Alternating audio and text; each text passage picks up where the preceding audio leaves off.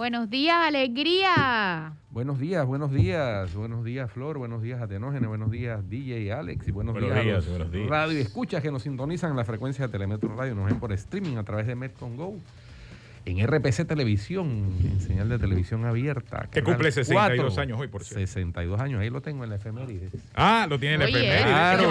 Me adelanté, tú sabes. Y a través de YouTube.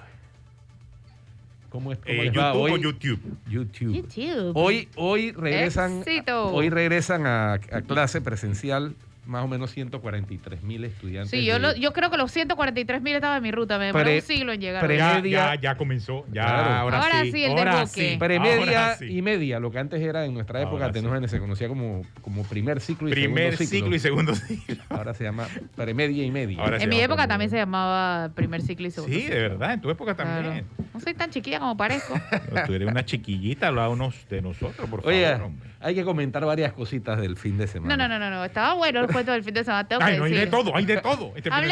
Vamos a empezar por esa reunión de opositores que me agrió el desayuno de ayer. ¿Pero por qué te agrió el desayuno? Primero comiendo frutita cuando sabemos todos que están comiendo una empanada grasosa. ¿Tú estabas comiendo frutita o ellos? Ellos. Ah, ya. ¿Tú no viste? Yo siempre miro los platos, porque siempre me acuerdo, por ejemplo, cuando Cristiano fue a la presidencia, se comió brócoli. Se quiere tirar de fit y sano, pero además, primero me llama la atención quiénes estaban allí. Eran José Muñoz, estaba Toto Álvarez, Rómulo Rux, José Blandón y ¿quién más? Daniel Brea. Y Daniel Brea. Dije, ese partido está tan así que ni me acuerdo de que estaba en una reunión, imagínate. Tenaz. Pero bueno. Pero eso no fue de porque sí. Rómulo Rux dice que lo organizó el partido panameñista. Sí. Claro, y eso explica por qué Lombana no estaba. Esperemos la conmoción. No. Pero dice Blandón que invitó a Lombana. Sí, lo invitaron. Dice Blandón que invitó a Lombana. Dice Blandón que invitó a Lombana. A Lombana no le gusta, como decir, hubiese echado el 8, juntarse con esa chusma. No le gusta eso. Bueno, esa es una... No sé si invitaron al otro diputado independiente. La gente... Me parece que debieron invitarlo. Pero Claro eran que sí. presidentes de partido. Eran presidentes de partido. Pero sí. Independientemente de eso, no hay un presidente de un partido independiente. Sí, hay un jefe de bancada. Hay un jefe de bancada. Me parece que debieron invitarlo. Bueno. Yo creo que lo invitaron, no sé. Ahora, ninguno de los que estaban ahí era diputado, ciertamente. Eran presidentes de partido. No, pero bueno. Ahora, podían ser. La foto, pues sí, genera un hecho político, sin duda Porque generalmente alguna. los secretarios de los partidos son los diputados, no los presidentes. Genera un hecho político. ¿Cómo que no los presidentes? ¿Y el presidente del Partido Revolucionario Democrático qué es? Sí, pero generalmente no es así, es lo que digo. O sea, generalmente son los secretarios. Sí, pero ese generalmente... y ellos son de opositores. Ese generalmente piensa mucho. En el PRD y en el Molirena son excepciones, ¿no? Exacto. Grande, por cierto. Bueno, dice que hay una posible alianza. Bueno, allá iba. La foto sí genera un hecho político, pero de ahí a que sea el inicio de una posible alianza, yo creo que hay mucha agua que correr bajo el puente, porque ahí hay personajes. Entre CD y panameñismo viene sonando hace mucho rato. Sí, es así, pero ahí hay personajes como José Muñoz, que todos sabemos que tiene el corazoncito más cerca de Ricardo Martinelli que de Rómulo Rux. Depende del momento y la conveniencia. Y así lo demostró en las elecciones pasadas. Y además ha sido un aliado viejo de Martinelli, ¿no? Pero José Muñoz, recordemos que fue panameñista en una época de su vida. Sí. ¿no? Él ha sido varias cosas en su vida. Él ha sido de todo, yo creo. Fue CD y después fundó su propio partido de la mano comenzó de... en el PRD, por cierto. Yo creo que sí. Yo creo que sí. Yo creo que sí. No me acuerdo de él es más o menos como Fábrega, más o menos. Sí, como Fábrega es el tránfuga, más tránfuga de los tránfugas. Sí, por ahí va. Oye, pero bueno, hay mucha... O sea, es muy temprano para hablar de una alianza. Sí, pero digamos que es temprano si empezara hoy la cosa. Sí. El acercamiento, pero ese acercamiento lleva más de un año, por favor. Sí, que yo por ahí. Eso, entre Rómulo y Blandón, sí. Incluso recogieron firmas juntos para la constituyente. Pero perdóname. Pero lleva más de un año, es cierto, pero nadie lo ha notado. Sí, nadie lo ha notado, pero porque ni en eso lo han hecho bien. Y hace un año estábamos en medio de una pandemia. Porque no solamente me parece a mí que debiese ser una alianza de opiniones o de comunicación, porque realmente eso sobra y más ahora con todas las redes sociales. Necesita llevar a la práctica muchos de estos temas, y cuando hablo de llevar a la práctica es, presentar las denuncias correspondientes, o sea, presionar al sistema. Y eso es lo que yo no veo a la oposición No, haciendo. no. Ni en este, ni en ningún tema. Y Fíjate no que- solamente a la oposición, a los independientes tampoco. Fíjate que se han destacado, por eso es que se han destacado abogados que Sí. no están vinculados a partidos políticos presentando las denuncias. Ernesto Cedeño, Roberto Ruiz Díaz. Ernesto Cedeño está consiguiendo ¿ves? la respuesta que el sistema no está Así es. consiguiendo. Es correcto.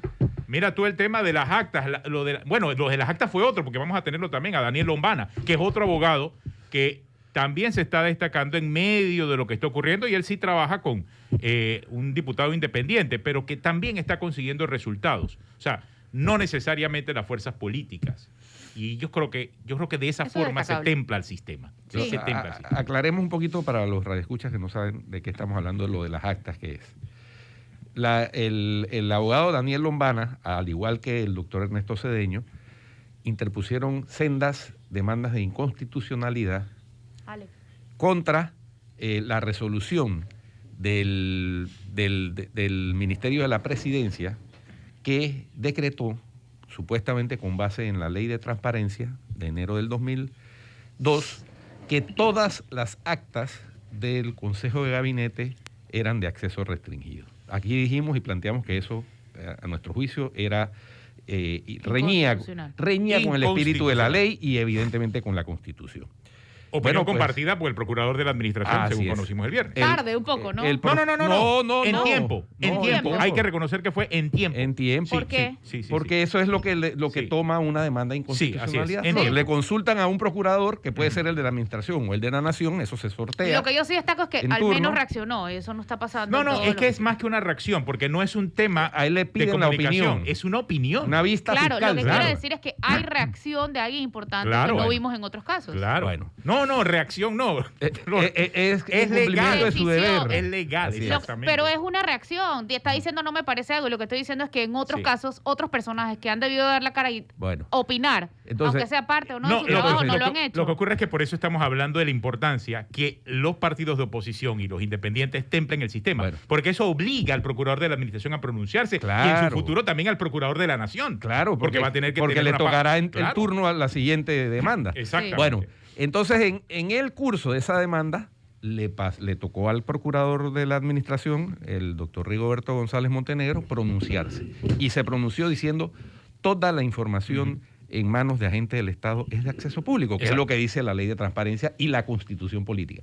Y es, a su juicio, riñe con la ley y con la Constitución el decreto que, según el Ministerio de la Presidencia, declaró de acceso restringido todas las actas. Eso Exacto. tiene que ser fundamentado para cada acto, porque ahí se discuten muchas cosas que son de carácter público. Exacto. Por Y lo supuesto. que dice la ley es que solo las que tienen que ver con determinados temas que sí por seguridad nacional, relaciones internacionales, etcétera, deben ser de acceso restringido. Pero las otras tienen que ser de carácter Totalmente.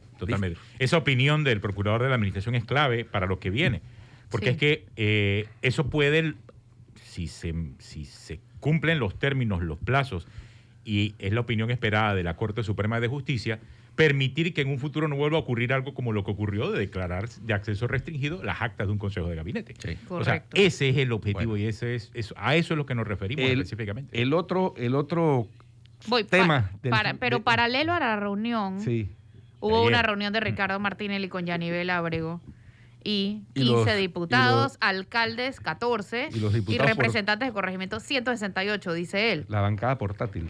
Exacto. Así que se reunieron a la vez. Es un rompegrupo. Ajá. Es un rompegrupo. Pero O sea, muy curioso el timing, ¿no? O sea, No, es un creo que rompegrupo. sea casual. No, Sí, no, lógicamente. Es un Eso era rompegrupo. para- él lo Eso hizo era para profeso. producir otro hecho político paralelo a esto, Claro. para que le Por supuesto. compartir la atención. Te estás reuniendo con la oposición. Espérate, yo tengo Sí. mi bancada de oposición. Es el mensaje que estaba mandando Así es. Ricardo Martinelli. Correcto. Y obviamente, ¿no? tampoco es casual que haya sido antes justamente de la ratificación de la Convención Panameñista. Sí. Porque entonces llega Blandón diciendo, te estoy buscando la unidad con todo el mundo, ¿a dónde lo van a ratificar a él? No O sea, eso solamente no es casual. Blandón. En la convención panameñista no vieron a Varela. Juan Carlos Varela. Reapareció Juan Carlos Varela Reapareció Juan Carlos Varela. en otro hecho político, porque él había estado muy discreto, Sí. había salido una vez, creo, con algún tema.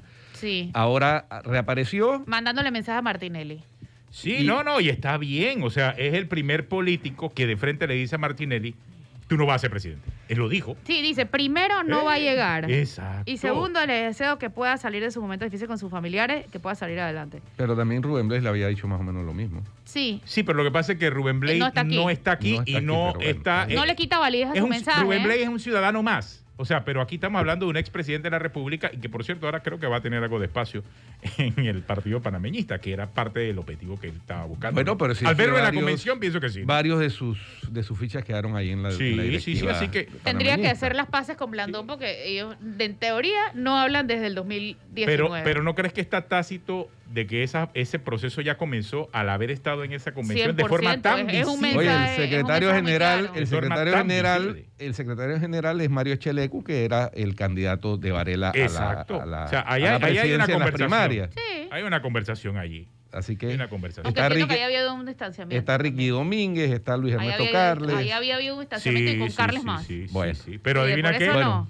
Ahí, la política pero tiene que, exacto. Bueno, otro tema. No son, ¿no? Pero Varela dice que ahí estaba rondando el rumor que iba a entrar para Paracén. Entiendo que no es cierto. Dijo que era falso. Sí, él lo negó. Lo negó en redes, sí. Lo negó. Bueno, otro tema. Ustedes escucharon el audio de Bolota. El audio de Bolota. Sí, que ahora Bolota sí, dice que le imitaron su voz. No, y también dijo... Esa parte fue buena. Dice, voy a tomar acciones con las que están imitando mi voz por ahí. Oye, pero la gente quizás no lo escuchó. Es un audio donde Bolota regaña a las personas que él ha logrado nombrar en las instituciones para que le busquen votos en las internas del PRD. Y diciendo, ustedes tienen un compromiso conmigo, olvídense de la institución. Ustedes están ahí por mí, no por la institución. Pero viste el otro que puso, ¿no? Circula en redes audio editado de conversación, o sea, ya no dice que es falso, donde dejan entrever dos cosas. Lo primero, la insana intención de grupos de poder en Panamá, y lo segundo, pensé que eso de los pinchazos era cosa del pasado. Pero espérate. Qué manera de dar la vuelta a las hay cosas. Que aclarar algo. Pero primero dijo que le habían imitado la voz. Sí, claro. No, y además, eso no era ninguna llamada telefónica. Eso era un mensaje la gente manda mensaje de voz en un grupo de WhatsApp. Así eso es público. Eso no es privado. Voice note. Claro. Voice note. Allá es que no se le envía a la gente correcta. Ahí nadie te está pinchando. Pero es que además eso no es ningún secreto. O sea, eso recuerden el video de Alejandro Magno Gastillero. Él lo está confirmando. El video famoso de Alejandro Magno Gastillero al inicio de la administración quejándose de que no le habían dado los suficientes puestos en determinadas instituciones que se habían repartido entre los diputados, etcétera. Salvo que ahora Bolota diga que eso es un avatar del metaverso. No. Pero hay que aclarar eso. Cuando alguien manda un mensaje de voz, se convierte esa comunicación de privada a pública y sobre todo si mandan el mensaje de voz en un grupo. En el momento que lo enviaste, punto. Ya, eso va a correr de un grupo a otro grupo. Eso no es ahí no es, nadie está invadiendo tu privacidad. Tú decidiste hacerla pública y como tú la decidiste hacer pública, es pública. Ya sea que lo ponga en WhatsApp, ya sea que lo ponga en Instagram, en Facebook, donde tú quieras. Donde mandes un mensaje de voz a un grupo de cualquier red social, se convierte en público. Es por decisión propia. Ahí nadie intervino. Es correcto. Sí, ahí no hay nada que hacer. Ahí nadie intervino. Por más que quieran echar la culpa después y hablar de pinchazo y de que... Ahí no hay pinchazo. De verdad que no hay manera con esta gente. ¿no? Ahí no hay pinchazo. Bueno, no mande mensaje de voz mejor. Hable por teléfono. Esa es la triste realidad de nuestra... Que también te pueden pinchar, sí. No, está bien, pero ahí eso sí... no es un pinchazo, hombre, por favor. Pero ahí eso no es un pinchazo. La triste realidad de nuestra institucionalidad politizada. Institucionalidad politizada. Politizada. Diste en el clavo, Guido. O politiquería institucionalizada. Politiquería institucionalizada, También, así es. Politiquizada, más bien. Porque es que eso es terrible, ¿no? La gente no debe cumplir con su trabajo, sino conseguirle votos al diputado que le consiguió el puesto. No. Hay un tema importante que pasó el viernes y quizás por eso, como pasan tantos escándalos por día, uno se olvida de los del viernes que acaban de pasar. La condena del hijo del exmagistrado Oiden Ortega. Ah, sí, señor. Y su asistente por aceptar dinero a cambio de que se admitiera un recurso en la corte cuando el padre de Oiden Ortega, del mismo nombre, era magistrado. Así es. Ahora, y ahí hay que destacar toda la secuencia de eso, ¿no? Porque este que denuncia es el que había pagado, ¿verdad? Sí. Pero y llega a un acuerdo de pena para poder... Así es, se aburrió cuando le dijeron, bueno, es que ahora ya le admitimos, ya no sé qué, pero ahora tiene que bajarse del bus más fuerte. Él dice que dio primero 15,000, después 5,000 y después cuando le pidieron 250,000 fue que se molestó y entonces decidió poner la denuncia. O sea, pero no se molestó a la primera. No, bueno, pero así es. No, pregunto. Es que Pero ¿vieron de qué forma eran los pedidos? ¿No? Los pedidos eran para viajes. Oye, siempre... ayúdame para tal cosa. Siempre cuando hay una denuncia de alguien así, es alguien que se arrepiente, pero por algún interés que pero frustrado, por supuesto. ¿no? Y por eso es que existe el acuerdo de penas, la delación premiada y ese tipo de figuras para dar con los culpables, pero tiene que haber alguien que está metido en la trampa, que sea independientemente del nombre del condenado. La Fiscalía Anticorrupción no halló elementos que revelaran la vinculación de magistrados con ese ilícito y que lo obligaran a remitir el expediente a la Asamblea Nacional. Eso me pareció curioso, porque si tú estás ofreciendo la venta de un fallo, el fallo no se produce por sí solo espontáneamente, el fallo lo tiene que producir una oficina de un magistrado. Entonces está la secretaria, sí, pero la secretaria no es asistente de magistrado, que son los que redactan los fallos. Asistente del hijo. No, ella era la secretaria del magistrado, ¿no?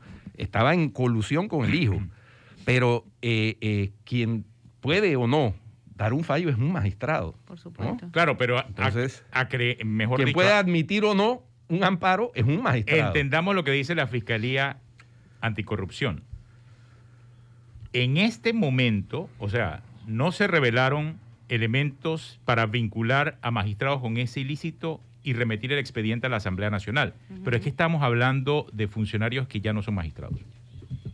Claro. O sea, realmente eso no debe ir a la Asamblea Nacional. No tendría por qué ir. Tendría que ir a la justicia ordinaria. A justicia ordinaria. Porque es que lo hicieron, o en todo caso, coluyeron cuando eran magistrados, pero es que ya no son magistrados.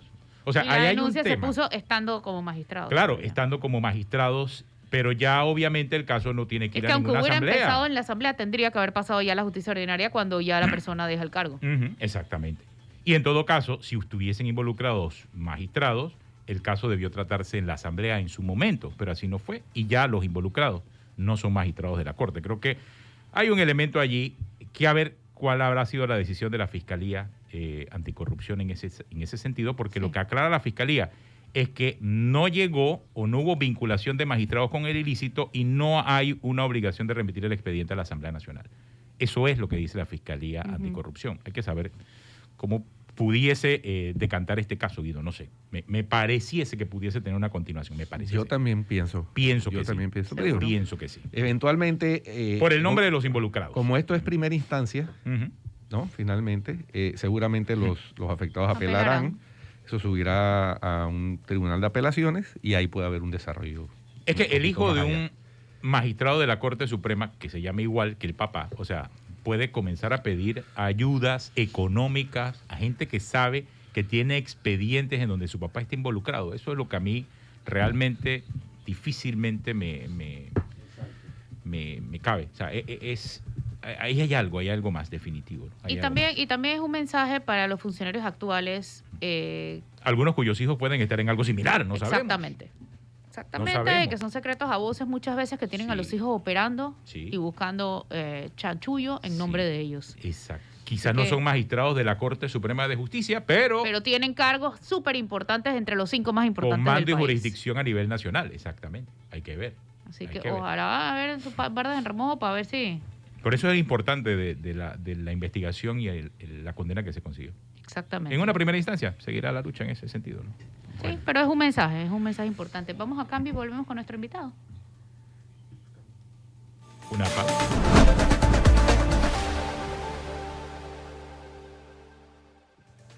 Muy bien.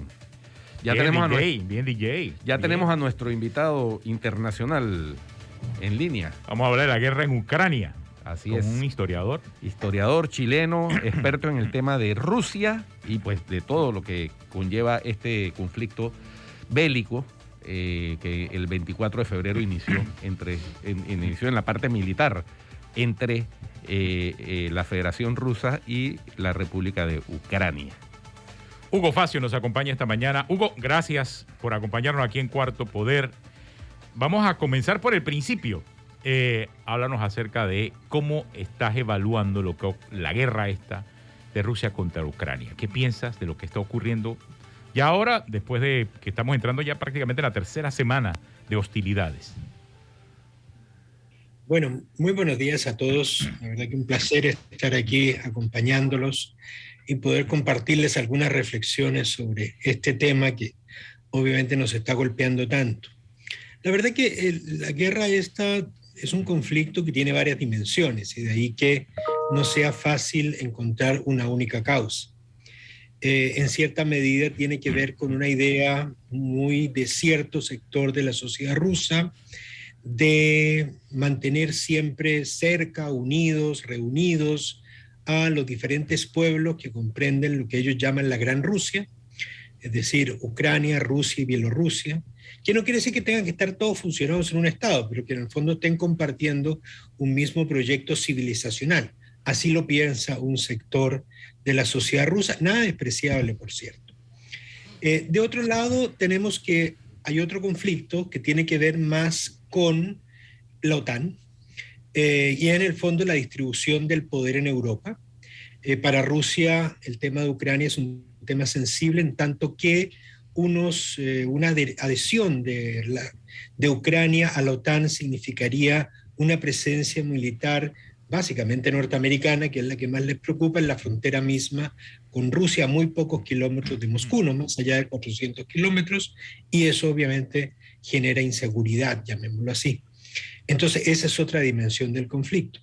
Hay una tercera que tiene que ver un poco con esta redistribución del poder geopolítico mundial, porque lo que hemos visto es un Estados Unidos que ha venido poco a poco replegándose, es decir, podemos decir, no salió muy bien librado de Afganistán, tuvo toda esta época de Trump que prácticamente cortó muchos vínculos con países aliados y se está realmente recién comenzando a recomponer eso.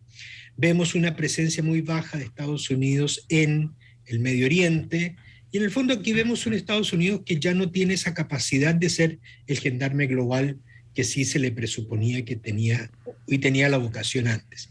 Y en este nuevo tablero, ¿cuál es la gran contradicción del mundo? Es lo que se presente a nivel geopolítico es entre China y Estados Unidos. Ahora, Rusia, y en eso Putin, no ha querido quedarse atrás y quiere que se le considere también como un gran actor.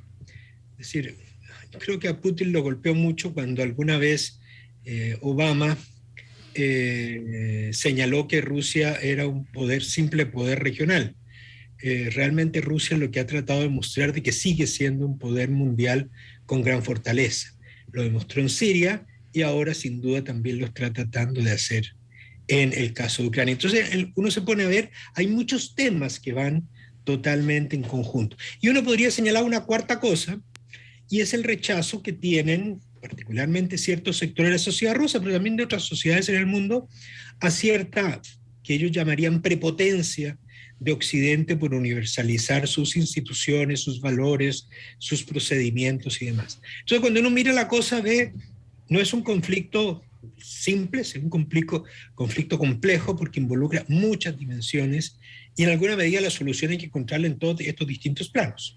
Pero ¿qué se pudo negociar? ¿Qué se pudo evitar? ¿Y qué es difícil negociar ahora? Yo creo que, a ver, creo que una cosa que fue en alguna medida un cierto error fue haber sido un poquito una actitud un poco de desprecio hacia Rusia. El pueblo ruso es un pueblo que tiene una frustración histórica y es en el fondo una especie de complejo frente a Occidente, de querer ser como Occidente y no ser Occidente al mismo tiempo. Y siempre se está comparando con ese Occidente y particularmente con Europa. Ahora bien, resulta que muchas de las acciones que se han venido haciendo en los últimos años, no solamente desde ahora, este conflicto no nació ayer, no nació el año pasado, esto es una cosa que se viene arrastrando por años, ha sido una actitud permanente de Rusia, de los países occidentales, de no reconocer algunos temas que para los rusos son muy sensibles. Y un tema muy sensible para ellos es el tema de su seguridad. Y en el fondo que el tema de la seguridad es un tema indivisible, es decir, no puede haber seguridad para uno en detrimento de otros. Y ellos sienten que todo lo que ha venido ocurriendo a lo largo de los años, como ha sido el fortalecimiento de la OTAN, ha ido en perjuicio de ellos mismos. Y esa es una actitud muy mental que tiene el pueblo ruso. Entonces no es una cosa que uno la puede extirpar de la noche a la mañana. Yo creo que si uno conociera un poquito más a los rusos y estas maneras de pensar, yo creo que uno podría haber sido mucho más cauteloso a la hora de tomar ciertas acciones o por lo menos tratar siempre de involucrar a Rusia. Claro, no en los términos de Rusia, porque Rusia lo que ha querido es acercarse más a Occidente, pero teniendo siempre un derecho de veto. No, obviamente ellos también tienen que cambiar en ese sentido, pero es ahí abrir como un canal permanente de negociación. Y creo que del lado de Rusia también. Es decir, que no ver que toda acción de Occidente siempre tenga que leerse en términos de una persecución, una violación, estar violentando a la sociedad rusa, ¿no? Entonces, yo creo que aquí ha habido un error, diría yo, de parte y parte, y es no haberse respetado como actores de significación en el escenario mundial. Y hay otra cosa que también me parece que es muy importante, y es lo siguiente, es decir, yo creo que los grandes problemas del mundo de hoy, y eso la pandemia creo que lo enseñó muy bien, ya no son los problemas geopolíticos. Pero lo que pasa es que a las grandes potencias le interesan los problemas geopolíticos. Le interesa a China, le interesa a Rusia, le interesa a Estados Unidos, le interesan esos temas porque esos son los campos donde ellos visibilizan todo su poder. Yo creo que al ciudadano común en el mundo, los temas que le interesan hoy en día son otros, ¿sí? Y realmente creo que son temas más de naturaleza social, son temas que tienen que ver con la desigualdad, con la pobreza, con los temas medioambientales, con el tema de las desigualdades, la mujer, en fin. Esos son los grandes temas del mundo de hoy. Pero claro, lo que vamos a ver siempre son estos estados que van a buscar las maneras de reposicionar sus temas. Y hoy día lo hemos visto. Creo que si algo ha hecho esta guerra en Ucrania es volver a poner el tema de la geopolítica en el centro del pensamiento mundial. Y que vemos que todo el mundo hoy día empieza a armarse. Ya los europeos dijeron que van a gastar no sé cuántos miles de millones de euros en armarse. Y todo el mundo entonces se sigue armando. Aquí vamos a llegar cuando realmente nuestros problemas son el calentamiento global, el tema del agua. Hay otros temas, pero esos quedan totalmente invisibilizados detrás de esto. Entonces, a lo que yo voy, creo que aquí hay no voy a decir una complicidad, pero sí ciertos intereses de estos grandes estados en retomar unas agendas que a ellos les permiten tener las riendas del poder. Porque obviamente en estos otros temas ellos no son poderosos, no son quienes mandan, no son quienes solucionan, ¿sí? Entonces, me parece que ahí eso es algo que se debería pensar. Ahora, Hugo, lo que llama la atención es que de las antiguas repúblicas socialistas soviéticas, la mayoría se han adherido a la OTAN. Y sí, eso ha generado cierta tensión, evidentemente, pero ¿por qué Rusia considera que Ucrania es clave en todo este asunto? O sea, si tenemos ya varias fronteras, varios países fronterizos con Rusia están siendo miembros de la OTAN, otros están estudiando su incorporación, como es el caso de Finlandia, a raíz de este conflicto, casualmente. Ha anunciado que puede acelerar el proceso de adherirse a la OTAN, aunque Rusia manifestó su disconformidad abiertamente. Entonces, ¿por qué? O sea, ayúdanos a entender por qué Ucrania es el factor tan importante. Sí, mira, yo creo que aquí hay dos cosas. Uno es, cuando se acabó la Guerra Fría y se disolvió el Pacto de Varsovia, en alguna medida se tenía en mente que las organizaciones político-militares ya tendrían las horas contadas. Y la verdad que en alguna medida la OTAN perdió su razón de ser. Porque la OTAN sí tenía una finalidad muy clara, que era contener el comunismo. Pero se acabó el comunismo, ¿a quién contiene? ¿Sí? ¿Cuáles son los problemas frente a los que ataca? No vamos a decir que son los problemas de las sociedades atlánticas.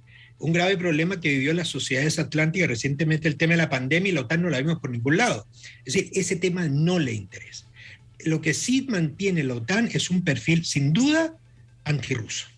Eso, y así no lo digan claramente, así digan que es una organización que preserva la paz y la seguridad en el noratlántico, digan lo que digan, tiene un claro componente antirruso, que antes era antisoviético y ahora se transmutó en antirruso. Entonces, fíjate que partimos de una cosa de desconfianza frente al otro. Y claro, ¿qué ha venido ocurriendo? Es que la OTAN se ha venido ampliando. Claro, nunca hubo como tal un texto, un compromiso, un acuerdo tácito que dijera la OTAN no puede expandirse. Sí hubo conversaciones, hubo en alguna medida acuerdos verbales, ¿sí?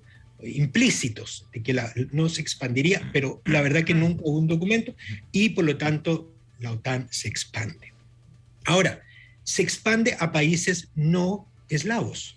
Es decir, es que el tema crucial para Rusia, y eso es lo primero que yo les señalaba, es que para muchos rusos existe algo que llaman el mundo ruso. Y el mundo ruso comprende a Rusia, a Ucrania y a Bielorrusia. Y son pueblos que tienen que caminar juntos. Y claro, lo que ha venido ocurriendo con Ucrania es que Ucrania ha mirado mucho más hacia Occidente, sobre todo desde el comienzo de este siglo. Ha mirado más a ingresar a la Unión Europea, ha mirado más a ingresar a la OTAN, y obviamente eso significa, entre comillas, alejarse de Rusia. Y eso para los rusos es, digamos, para esos rusos, yo no lo estoy justificando, estoy tratando de decir cómo piensan, ¿no?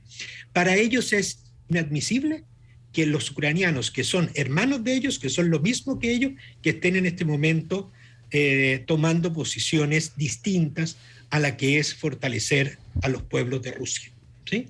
Que ellos lo hablan en plural. Entonces, el tema de Ucrania es un tema que tiene que ver, entre comillas, con la idea que ellos tienen de identidad, ¿sí? Donde la identidad parte con Ucrania, siempre tiene que tener presente a Ucrania. Entonces, que se vaya a Estonia, listo, que se vaya. Después de todo eso no tiene mucho que ver con lo ruso, ¿sí? Es que lo ruso es una cosa muy compleja porque no es una definición étnica, ¿sí? Es una definición media cultural, entonces va teniendo componentes distintos. Pero sin duda que hay algo que los une, por lo menos en la mentalidad de estos rusos, es la unión de estos tres pueblos, o por lo menos que tienen que compartir el mismo proyecto o destino. Claro. Y entonces ahí la OTAN no puede expandirse para allá. Claro, porque dicen por ahí que Rusia realmente comenzó en Kiev, ¿no? Eso es lo que se dice, así es. Claro, sí. Es decir, todos estos, digamos, los rusos nacen en Kiev, después tienen desarrollos distintos, y realmente ahí hay un tema que es muy importante, y es que, claro, los rusos niegan la existencia del ucraniano. Para los rusos, Ucrania es simplemente un apéndice de Rusia. Inclusive la lengua ucraniana es un ruso mal hablado, dirán ellos, ¿no? Bueno, pero en Ucrania también hay regiones que hablan ruso, incluso. Sí. Sí, no, claro. Pero es que lo que pasa es que durante 3 siglos Ucrania va a ser parte de Rusia, o de la Unión Soviética y de Rusia, de la Rusia zarista. Y obviamente en esa época hubo un proceso muy fuerte de rusificación. Es decir, si tú querías ascender o tener más movilidad dentro del universo ruso o soviético, había que saber ruso. Es decir, tú no llegabas más allá de Ucrania si solamente hablando ucraniano, entonces había que aprender el ruso. Entonces, realmente el ruso se impuso, ¿sí? Entonces, eso es cierto lo que señala. Hay mucha gente que habla ruso, inclusive gente que se dice ucraniano, que su lengua nativa pasa a ser el ruso. Pero no es en la lengua lo que dictamina el ser ucraniano o el ser ruso, ¿sí? Ahora, Ucrania sí ha sido un pueblo que ha tenido unos desarrollos distintos y ha tenido unas mezclas culturales diferentes. Hay una gran presencia tártara, una gran presencia cosaca, ¿sí? Y eso le da un cariz distinto. Inclusive su misma historia ha tenido durante siglos también desarrollo diferente a los rusos. Los rusos no lo reconocen. Para ellos eso siempre ha sido parte de Rusia y lo leen como ruso, ¿sí? Ahora, el antecedente reciente de la revolución de diciembre del 2013 y hasta marzo del 2014, conocida como Euromaidán, revela un profundo y aparentemente mayoritario sentimiento ucraniano de ser más bien europeo y no ruso.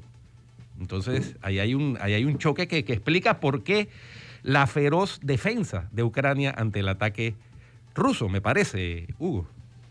Sí, mira, estas son cosas, a ver, pueden ser difíciles a veces de entender. Obviamente siempre tendemos, por facilidad de las cosas, tendemos a dividir Ucrania en dos partes. Una parte occidental y una parte oriental. Una parte más asociada, vinculada y de presencia rusa, el oriente, y una parte más occidental que fue parte en algún momento del Imperio Austrohúngaro, que fue parte de Polonia, y por lo tanto hay una influencia mayor de lo que sería Europa central particularmente. Inclusive en la parte occidental de Ucrania va a surgir la iglesia uniata, que es una iglesia ortodoxa pero de obediencia al Papa, distinta a la de la parte oriental que es de obediencia rusa, ¿no? Entonces, claro que hay esas diferencias, pero también en Ucrania hay muchas otras diferencias, ¿sí? Ahora, tendemos a verlo así y sin duda que la parte de más occidental ha jugado un gran rol en un mayor vínculo, una mayor mirada hacia Occidente que hacia Rusia. Y en esto también juega otra cosa. Miren, y a mí me gusta decirlo así en términos muy, muy simples. Ucrania ha tenido, antes de esta gran migración de ahora, hay 3,5 millones de ucranianos viviendo en la Unión Europea, ¿sí? En diferentes países. Si uno lo encuentra en Italia, en España, en toda Europa, uno va a encontrar comunidades muy grandes. Ellos han migrado porque ven que en Europa occidental hay oportunidades de trabajo, de vida y demás. No migran hacia Rusia, siendo que hacia Rusia tendrían una gran facilidad y es una cercanía lingüística. No, se van a España a estudiar español y no a Rusia, que el ruso en el fondo lo aprenden o lo saben desde chiquito, ¿no? Entonces fíjate que aquí hay una cosa de atracción y es un dilema grande que les plantean a los ucranianos. Es decir, para un lado miran y ven una Polonia que era tan pobre como ellos hace 30 años y hoy día es un país que tiene un Producto Interno Bruto 3 veces mayor que Ucrania. Bueno, ahí hay un ejemplo. Occidente. O mirar hacia Putin y hacia Rusia. Es decir, se encuentran un poco en ese dilema. Yo creo que si uno se encontrara en ese mismo dilema, dice, ¿dónde hay más oportunidades? ¿Asociándome hacia Occidente o hacia Oriente? ¿Sí? Ahora, las oligarquías ucranianas sí son muy prorrusas, porque surgieron de negocios con los rusos, ¿sí? Pero lo que pasa es que esto ha sido un movimiento que realmente rebasó por completo a esas oligarquías prorrusas, ¿no? Y claro, la parte occidental mira hacia Occidente y ve que allá hay muchas más oportunidades. Ya hay un estándar de vida, ya hay una libertad, una democracia. Mira, hay una cosa muy interesante. Desde que llegó Putin al poder, muchos intelectuales rusos que veían cómo en Rusia se estaban coartando las libertades, se fueron a vivir a Ucrania. Porque veían que Ucrania era como estar en Rusia, por la cercanía con Rusia, por la facilidad del idioma, pero donde había libertades, ¿no? Entonces eso te muestra un poco la diferencia que hay entre estas dos sociedades, ¿no? Ahora, Hugo, ¿qué piensas de la situación actual de Putin? Porque es que muchos, ante el tiempo que ha demorado esta reacción de Rusia contra Ucrania, dicen, y las sanciones que le han caído encima a Putin en este momento en comparación con lo que ocurrió en el 2014, que Putin pudiese estar en una situación precaria, difícil. ¿Qué piensas tú? A ver, difícil pregunta. Difícil pregunta porque mira, la Unión Soviética, Rusia no es un país libre, donde uno puede decir, hay encuestas, la gente puede expresarse libremente y sabemos qué piensa la gente. Obviamente ahí hay un tema grande y hay un régimen muy autoritario que reprime duramente y las manifestaciones anti-Putin y anti la guerra están muy limitadas, ¿sí? Y eso lo vemos. Ahora, no obstante hecho, han habido movilizaciones. Ahora, lo que yo sí tengo la impresión muy fuerte, pero ya lo digo, desgraciadamente no tengo datos y creo que nadie los tiene para avalarlo, es que uno puede decir fácilmente el 60% de la población rusa considera que Rusia ha sido humillada por Occidente. Eso sí uno lo siente que es una opinión muy sentida en Rusia. De pronto no en las grandes ciudades, no lo va a encontrar en San Petersburgo o en Moscú, pero sí en el interior de Rusia, ¿sí? Y por lo tanto es gente que se va a identificar mucho con Putin. En ese sentido, Putin puede tener un respaldo implícito de un sector importante de la sociedad. Ahora, la otra cosa es que Rusia, desde el 2014 para acá, también se preparó mucho para tratar de resistir, ¿sí? Las sanciones. Y eso le da un respiro por cierto momento. Ahora, ¿cuánto eso puede durar? No sé. Después de todo, ya les secuestraron todos los dineros que tenían en los bancos de Occidente. Y ahí hay mucha plata de por medio. Son como 400 mil millones de dólares que están congelados. Es difícil. Ahora, la capacidad de aguante que tiene la sociedad rusa también es grande. Es decir, es una sociedad que durante mucha época, sobre todo en la época soviética, aprendió a vivir con muy poco, ¿sí? Entonces tiene una capacidad de aguante que yo no sé si otras sociedades lo tienen, ¿no? Entonces, si uno mira todas esas cosas, uno dice, ¿está por caer? No sé. Yo realmente no tengo muchos elementos para decirlo. Creo que todavía puede resistir. ¿Que le va a costar mucho? Por supuesto, porque en algún momento todas las medidas que se están tomando van a empezar a golpear la vida de la población rusa y va a llegar un punto donde ya van a empezar a haber cierta indignación, que por el momento todavía pueden seguir culpando a Occidente. Es decir, es que Occidente también hace unas acciones que prácticamente casi le dan la razón. Es decir, cuando le embargan todos los dineros que tienen los bancos occidentales, en el fondo Putin utiliza esa información para decir, ven cómo nosotros nos odian, ven cómo nosotros nos están atacando, ven que están contra nosotros, y la gente con un fuerte sentimiento de identidad patriótica se pone del lado de Putin, ¿no? Entonces ahí hay una cosa que es muy difícil de saber. Ahora, lo otro tiene un respaldo de China. ¿Hasta dónde llegará? Esa es la gran pregunta. Esa nos la hacemos todos. ¿Hasta dónde estará dispuesto a llegar China? Porque China apoya a Rusia, no puede dejar que Rusia se caiga, no puede dejar que Putin se caiga, pero por otro lado, precisamente por su pelea con Estados Unidos, es decir, su contradicción con Estados Unidos, no puede dejar que Rusia se caiga, pero por otro lado no puede desvincularse de esos gigantescos mercados que tienen Estados Unidos y Europa. Entonces, tiene que seguir participando de la economía mundial. Entonces, pero ahí no sabemos muy bien cómo va a terminar operando eso, ¿no? Pero por lo pronto creo que en el corto plazo los rusos todavía tienen capacidad de resistir un toquecito más. Ahora, una medida radical que se les podría adoptar, pero hasta el momento nadie la han sugerido, pero nadie la ha hecho, es decir, el mundo o los países occidentales no le seguimos comprando gas y petróleo ya. Rusia recibe $800 millones diarios por concepto de gas y petróleo de Europa, solamente de Europa. 800 millones, es decir, es mucha plata, es mucha plata. Y claro, con eso puede mantener muchas cosas, ¿sí? Yo creo que si le cortan eso, tal vez otro gallo cantaría, ¿sí? Pero claro, eso golpea mucho a los europeos, particularmente. El invierno todavía existe, todavía está presente el invierno, y tendría un gran costo en estas sociedades, ¿no? Bueno, muy bien. Muchas gracias, Hugo. Muy interesante la perspectiva desde la mirada de un experto en estos temas que nos ha ilustrado sobre algunos de los antecedentes históricos de la génesis y el resultado de este conflicto. Muchas gracias, doctor. Vamos a un cambio y regresamos con más en Cuarto Poder.